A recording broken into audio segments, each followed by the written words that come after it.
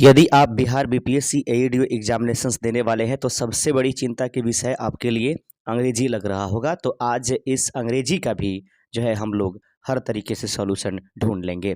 यदि हमारे चैनल पर नए आ रहे होंगे तो चैनल को सब्सक्राइब कीजिएगा। यह वीडियो आपके लिए संपूर्ण जो अंग्रेजी है और अंग्रेजी पास मार्किंग लाने के लिए यह वीडियो काफ़ी होगा। तो आप बने रहिएगा हमारे साथ शुरू से अंत तक और हमें मोटिवेट कीजिएगा अपने लाइक और सब्सक्राइब के साथ। तो आइए, जैसे कि आपके एग्जामिनेशंस में अगर कुछ भी चेंजिंग आती है तो ये चेंजिंग याद रखेंगे।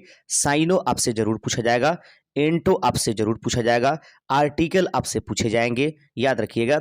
उसके बाद वन वर्ड सब्स्टिट्यूशंस आपको जरूर पूछा जाएगा और उसके बाद आइटम्स आपको जरूर पूछे जाएंगे और पैसेज एक आपको जरूर देखने के लिए मिलेगा। बचेगी कुछ क्वेश्चन वॉइस और नरेशन से, रिमूव टू और आपके पास क्या होते हैं क्वेश्चन टैग। तो इस चीज़ को भी हम लोग कवर कर लेंगे आने वाले 1 से 2 दिन के अंदर। तो आप ज़रूर हमारे साथ बने रहिए। सबसे पहले हम लोग साइनो एंटो महत्वपूर्ण एग्जामिनेशंस के दृष्टिकोण से जो इंपॉर्टेंट है उसको देख लेते हैं। आइए दोस्तों, शुरुआत करेंगे साइनो एंटो की इस पहले क्वेश्चन के साथ। जैसे कि पहला है एबॉन्डेंट। तो एबॉन्डेंट का मतलब होता है प्रचुर और इसका साइनो क्या क्या होता है, प्लेंटीफुल, और ये एम्पल जिसका मतलब अधिक मात्रा में होता है। वहीं पर बात करेंगे कि एबॉन्डेंट का जो एंटो होता है वो क्या होता है, तो स्केर्स होता है। तो स्कार्स का मतलब क्या होती है, कमी, याद रखेंगे। तो एबॉन्डेंट का जो साइनो होता है वो प्लेंटीफुल, एम्पल, और इसका एंटो जो होता है स्कार्स होता है। ऑप्शन जो आपके सामने दिखाई दे रहा था उसके हिसाब से हम लोग चले हैं।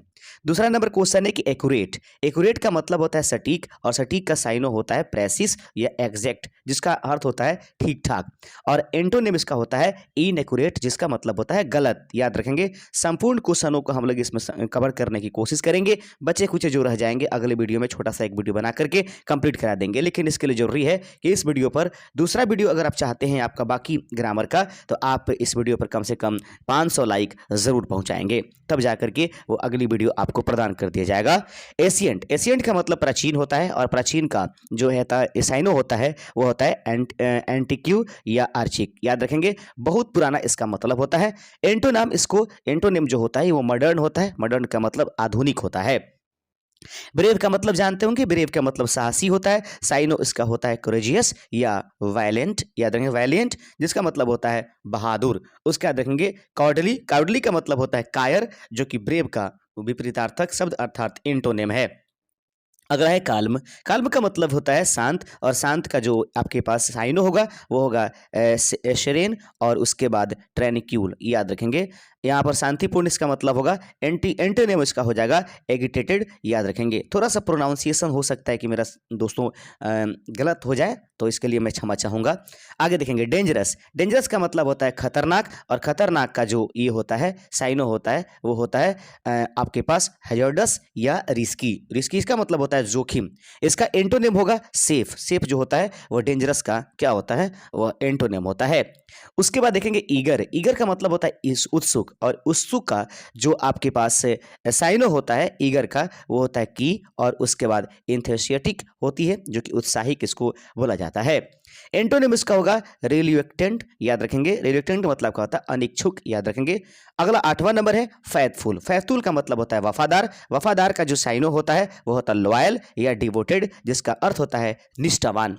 और उसका एंटोनिम की बात करेंगे तो ये होता है अनफेथफुल यानी कि विश्वासघाती।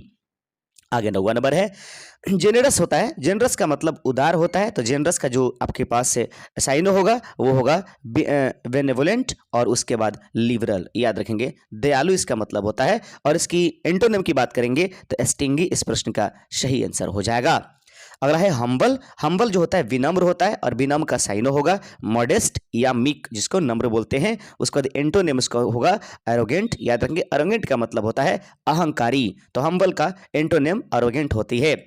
11 नंबर है उसके बाद इग्नोरेंट। इग्नोरेंट का मतलब होता है, इग्नोरेंट को अज्ञानी कहते हैं। तो अज्ञानी का साइनो होता है अनअवेयर। उसके बाद इलिटरेट जिसको अभी अनभिज्ञ कहते हैं। उसके बाद अगर इसकी एंटो की बात करेंगे तो नॉलेजेबल, इसको ज्ञानी, यानी इग्नोरेंट का जो एंटोनिम होता है वह होता है नॉलेजेबल जिसको ज्ञानी के नाम से जाना जाता है। 12वां नंबर है जूलियस। याद रखेंगे, काफ़ी बहुत बढ़िया बढ़िया जो है साइनो इंट्रो पढ़ा देते हैं, फिर उसके बाद आगे चलेंगे। एक एक बिंदु को गौर से देखिएगा। कहता है ज्वेलस, तो ज्वेलस का मतलब होता है ईर्ष्यालु, साइनो होता है एनवियस यानी कि जलन रखने वाला। उसका बाद इंट्रो होता है इसका कंटेंट, कंटेंट का मतलब होता है संतुष्ट। याद रखेंगे। अगला बढ़ते चलते हैं काइंड। काइंड का मतलब दयालु होता है। दयालु का जो साइनो होगा वो होगा कॉम्पोजिनेट। याद रखेंगे, कंपासनेट, या कंपासनेट होता है और इसको जेंटल के नाम से भी जाना जाता है। इसका जो आपके पास एंटो होगा वह क्रूएल होगा। याद रखें, काइंड का जो एंटो होगा वह क्रूएल हो जाएगा। लेजी देख लेंगे, लेजी का मतलब आलसी होता है। उसके बाद इंडोलेंट इसको बोलते हैं। उसके बाद एस्लॉगिस के नाम से भी जानते हैं। इंडोलेंट और एस्लॉगिस जो होता है सुस्त, जिसका मतलब होता है लेजी, आलसी का साइनो होता है। उसके बाद एक्टिव माने सक्रिय होता है, जो कि लेजी का विपरीतार्थक शब्द है। अगला है माइस्ट्रियस। माइस्ट्रियस का मतलब रहस्यमय होता है और इसका साइन होता है एनिग्मेटिक। एनिग्मेटिक याद रखेंगे, और क्रिप्टिक इसका गुड़ इसका मतलब होता है। एंटोनिम इसका होता है ऑब्वियस। याद रखेंगे, ऑब्वियस जो होता है इसका स्पष्ट इसका मतलब होता है। नोबेल का मतलब उच्च होता है, और उच्च को हम लोग ऑनरेबल के नाम से जानते हैं, ऑनरेबल जिसको बोलेंगे। उसके बाद वर्टियस के नाम से भी इसको जाना जाता है। सम्मानीय इसका मतलब होता है। नोबेल का मतलब उच्च, और उच्च का साइनो जो होगा ऑनरेबल, और उसके बाद वर्टियस उसका सम्मानीय हो जाएगा। इसका जो आपके पास एंटो होगा वह बेस होगा। बेस का मतलब निम्न होता है। अगला है ऑप्टिमिस्टिक। याद रखेंगे, ऑप्टिमिस्टिक का आशावादी होता है, और इसका साइनो होगा होपफुल या पॉजिटिव। इसका एंटो होगा पैसिमिस्टिक। याद रखेंगे, पैसिमिस्टिक इसको निराशावादी के नाम से जाना जाता है। 18वां नंबर क्वेश्चन है आपके पास कि प्राउड। प्राउड का मतलब होता है गर्व या गर्वित होना। उसके बाद इसका साइन होता है एरोगेंट या डिग्निफाइड। याद रखेंगे, डिग्निफाइड या एरोगेंट जो होती है वह प्राउड का समानार्थी शब्द है, और इसका एंटोनिम हो जाएगा हम्बल यानी कि विनम्र। आगे बढ़ते चलते हैं।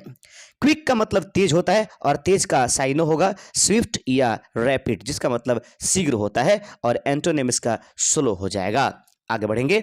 20वां नंबर है रिलायबल। यानी कि रिलायबल का मतलब विश्वसनीय होता है। तो यहाँ पर रिलायबल लिखा हुआ है, तो रिलायबल का मतलब विश्वसनीय होता है। इसका जो साइनो होगा वो ट्रस्ट वर्दी या डिपेंडेबल, जिसको भरोसेमंद के नाम से जानेंगे। एंटो में इसका नाम होगा अनरिलायबल। याद रखेंगे, अनरिलायबल का मतलब होता है अविश्वसनीय।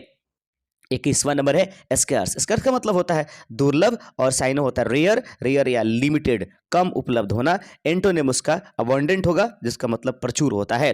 थॉ का मतलब होता है कठिन, और कठिन का साइनो हार्ड, हार्ड या डिफिकल्ट होगा। इजी इसका एंटोनिम हो जाएगा इजी, इजी का मतलब आसान होता है।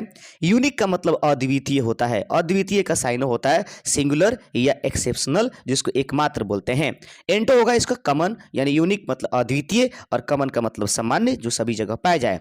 24वां नंबर है वेस्ट। वेस्ट का मतलब विशाल होता है, और इसका साइन होगा इमेंस, और उसके बाद इनोमरस। याद रखेंगे, बहुत बड़ा। एंटोनिम इसका टीनी हो जाएगा। टीनी का मतलब बहुत छोटा होता है। दोस्तों, यदि बीपीएससी एडीओ के लिए आपको हिंदी इंग्लिश का प्रैक्टिस सेट अगर चाहिए, तो आप हमारे दिए गए व्हाट्सअप नंबर से हिंदी इंग्लिश का क्वालिफाई पेपर का प्रैक्टिस सेट आप आपको 100 रुपये में परचेज कर सकते हैं। वाइज देखिए, वाइज मतलब होता है बुद्धिमान, और बुद्धिमान का साइनो होता है इंटेलिजेंट। इंटेलिजेंट के बाद होता है सेंसिबल। सेंसिबल भी समझदार होता है। और उसके बाद इसका एंटोनिम क्या होता है, तो बुद्धिमान का जो एंटोनिम होता है फुलिस। फुलिस का मतलब मूर्ख समझा जाएगा। उसके बाद लिखा है जीलस। याद रखेंगे, जीलस का उत्साही होता है। इसका साइनोनिम पैसिनेट होता है या अर्डेंट होता है, जिसको जनूनी के नाम से जाना जाएगा। उसके बाद इसका एंटोनिम की बात करेंगे अपेथेटिक। इसका सही आंसर हो जाएगा। उसके बाद देखेंगे रीडी। रीड लिखा गया है, रिगिड लिखा है, तो रिगिड का कठोर होता है, और साइनोनिम स्टीफ या स्ट्रिक्ट होगा। एंट का ये फ्लेक्सिबल, इसका लचीला, इसका एंटोनिम हो जाएगा। उसके बाद याद रखेंगे फ्रैगिल है यहाँ पर, तो फ्रैगिल का मतलब होता है, फ्रैगिल का मतलब होता है नाजुक, और साइनोनिम होता है डेलिकेट या वीक। वीक का मतलब होता है कमजोर। इसका एंटोनिम हो जाएगा स्ट्रॉन्ग। स्ट्रॉन्ग जो होता है फ्रैगिल, ये फ्रैगिल का आपके पास एंटोनिम हो जाएगा।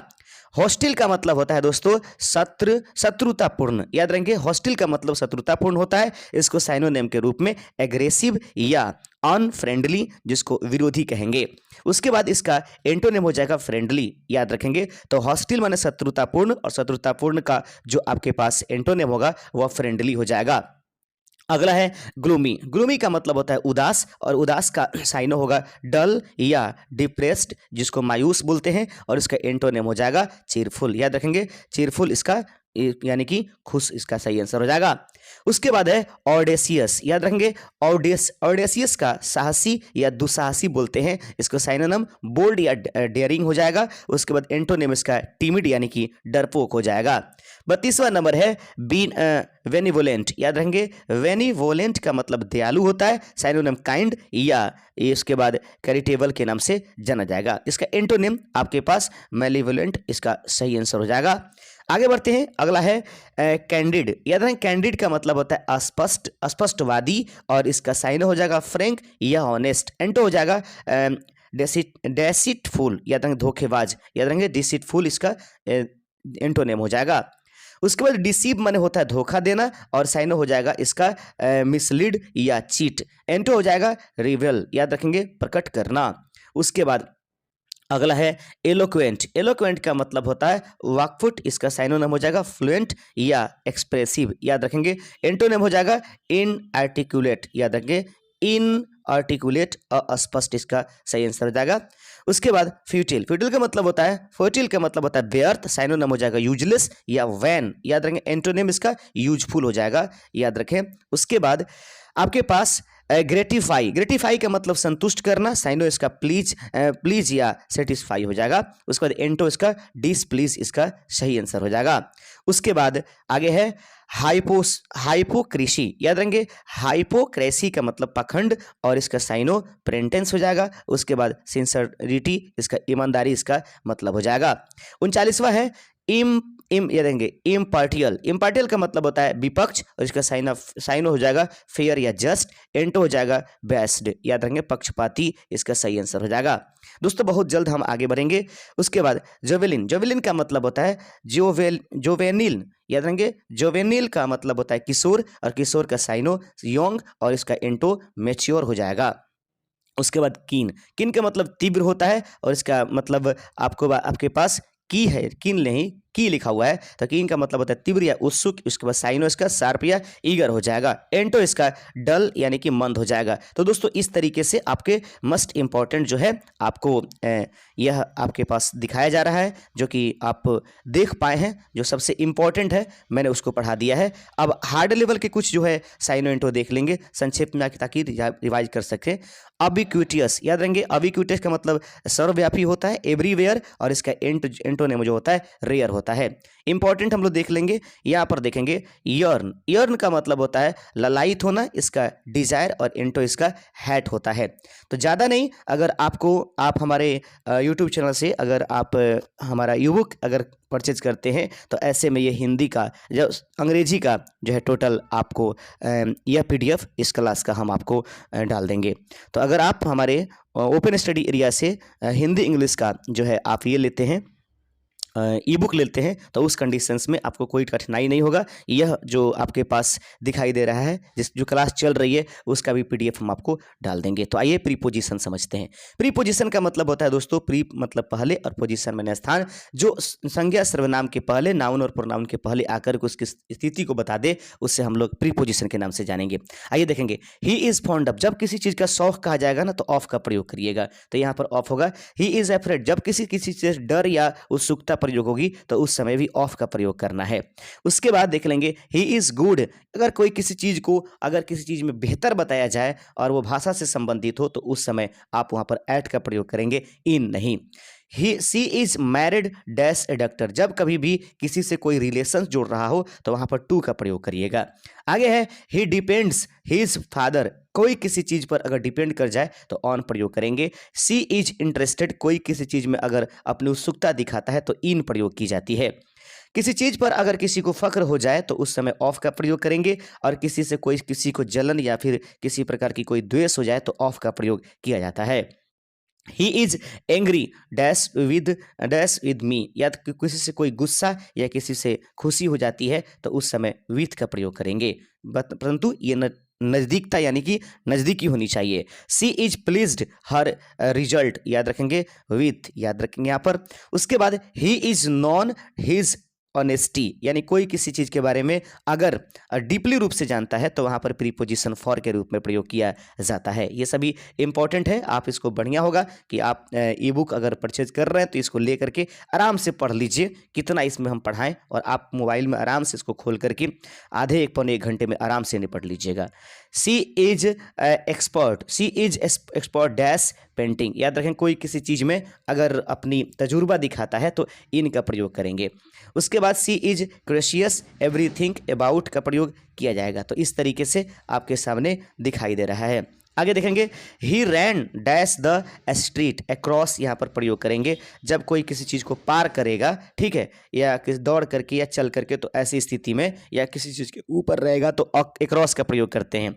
कोई किसी के बगल में रहेगा या खड़ा है या बैठा है तो इसी स्थिति में हम बिसाइड्स का प्रयोग करते हैं। और ही सेट मी, अगर किसी चीज़ के बगल में अगर बैठा है, अगर पोजीशन अपना हिलने वाला नहीं है, तो ऐसी स्थिति में हम लोग नेक्स्ट टू का प्रयोग करते हैं। डबल फीलिंग कभी कभी आता है, जैसे कि मान लीजिए कि केवल एक प्रीपोजिशन नहीं, डबल भरने के लिए he is angry dash me dash coming to late. तो यहाँ पर देखिए he is angry with me for coming late, याद रखेंगे। ऐसे में डबल ट्रिबल भी आ सकता है एग्जामिनेशंस में। She was envied dash him dash his behaviour, तो विथ और उसके बाद फॉर, यानी कि she was envied with me with him for his behaviour. तो यहाँ पर डबल भी आपके पास प्रयोग करने के लिए दिखाई दे रहा है।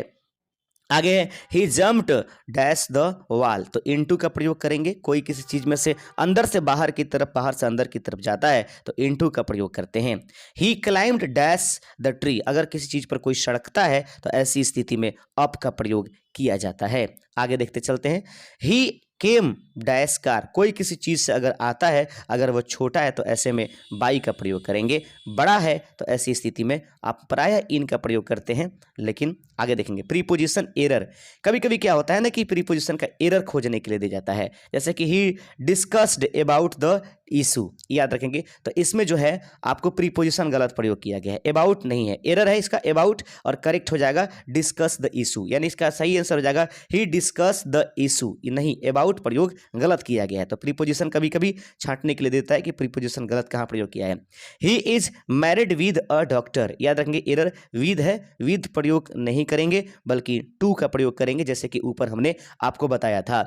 आगे है she ordered for a coffee, error है कि फॉर का प्रयोग नहीं करना है, डायरेक्ट करना ही ऑर्डर अ कॉफ़ी, याद रखेंगे। ऐसे में आपको कभी कभी एरर आपको खोजने की आवश्यकता होती है, आप इसको आराम से लेकर के पढ़ सकते हैं, बहुत बेहतर तक। कभी कभी क्या करता है कि पैसेज दे करके उसमें भरने के लिए कह देता है। Education plays a vital role shaping personality, it is not a merely confined books but extend dash in the real life. तो ऐसे में आपको क्या करना होता है, दे देगा और कह देगा कि रोल के बाद में रियल में कौन सी पोजीशन भरनी थी, तो यहाँ पर रोल के बाद में इन का प्रयोग करना था, ठीक है। और उसके बाद कॉन्फिडेंट हो गया, कॉन्फिडेंट के बाद क्या प्रयोग करना था, टू प्रयोग करना था। तो ऐसे में प्रीपोजिशन आपको छांटने की जरूरत होती है। वन वर्ड सब्स्टिट्यूशन होती है, अनेक शब्दों के बदले एक शब्द। A person who knows many language, एक व्यक्ति जो बहुत सारी बातों को या भाषा को जानता है उसको पॉलीग्लोट के नाम से जानते हैं, यानी कि बहुभाषी। ए पर्सन हु लव्स बुक्स, एक व्यक्ति जो किताबों से प्रेम करता है उसको बिब्लियोफिल के नाम से जाना जाएगा, पुस्तक प्रेमी। A person who hates mankind, एक व्यक्ति जो मनुष्यों से यानी कि मतलब मानवता से दुश्मनी करता है उसको मिसएंथ्रोप के नाम से जाना जाता है, मिस एंथ्रोप के नाम से, यानी कि मानव दोषी के नाम से जानते हैं। ए person who looks at the bright side of things, इसका मतलब ऑप्टिमिस्टिक, इसको आशावादी के नाम से जानते हैं। तो यहाँ पर आपको ये वन वर्ड सब्स्टिट्यूशंस भी दिया गया है। अब आगे देखेंगे ए पर्सन, देंगे ए पर्सन हु लव्स मैनकाइंड, आपको बताया था मानवतावादी के नाम से जानते हैं इसको। उसके बाद ए पर्सन हु कलेक्ट कॉइन्स, एक व्यक्ति जो सिक्कों को इकट्ठा करता है उसको यहाँ पर नोमिस्मैटिक्स के नाम से, सिक्कों का संग्राहक के नाम से जाना जाता है। ऐसे रहता है, आपको वन वर्ड सब्स्टिट्यूशन अगर एग्जाम्स में पूछे जाते हैं तो इस तरीके से प्रश्न आपको तो आइटम्स में देख लीजिए क्योंकि बहुत ज़्यादा हो जाएगा अगर देखेंगे, अगर इसे पढ़ाने लेंगे तो। ए ब्लेसिंग इन डिस्गस, याद रखेंगे, छिपा हुआ वरदान इसको बोलते हैं। Beat beat around the bus, बात को घुमाना यानी कि डींग हाँकना। बर्न द मिडनाइट ऑयल, देर रात तक पढ़ने या काम करने वाला व्यक्ति इसके लिए बोलते हैं। Hit the nail on the head, बिल्कुल सही बात करना। स्पिल द बीन्स, राज खोलना इसका मतलब होता है। बाइट द बुलेट, कठिन परिस्थिति का सामना करना। ब्रेक द आइस, झिझक दूर करना। अंडर द वेदर यानी कि अस्वस्थ होना। आपको ये ले करके आप आराम से पढ़ लीजिए। उसके बाद जो भी इंपॉर्टेंट है यहाँ से देखिए आर्टिकल प्रयोग करनी होती है। ही इज डैश ऑनेस्ट मैन, यानी कि वह एक ऑनेस्ट है, तो ऑनेस्ट का जो प्रयोग करेंगे ऑ से होगा, इसलिए एन का प्रयोग यहाँ पर करना उचित हो जाएगा। आगे है she wants to become an I S, यहाँ पर देखेंगे आई एस लिखेंगे तो आई ए एस होता है, तो अ आता है, इसलिए एन का प्रयोग यहाँ पर किया गया है। I saw dash one eyed man in the street, यानी कि एक आंख से, तो वन का ओ लिखते हैं, वन वन ऐसे लिखाता है, तो इसलिए एन का प्रयोग करेगा, यानी कि वोवेल होने के बाद भी ए का ही प्रयोग किया जाएगा।